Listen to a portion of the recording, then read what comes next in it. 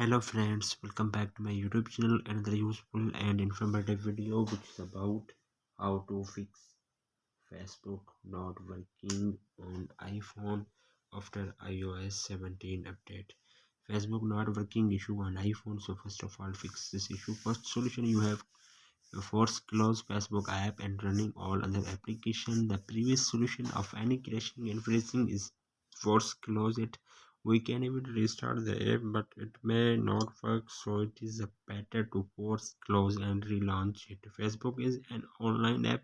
If you are looking for a solution to connect that is not loading on launch app, check internet connectivity because the slow internet is also causing an issue.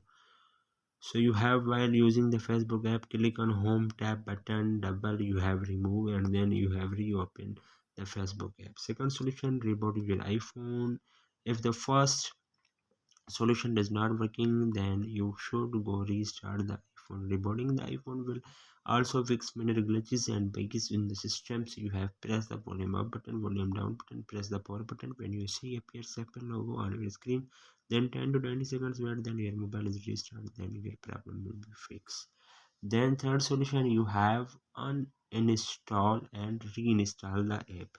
If all the above tapes are not working, then the problem may be is the particular application. You can delete the app and then from device again download in from the app store.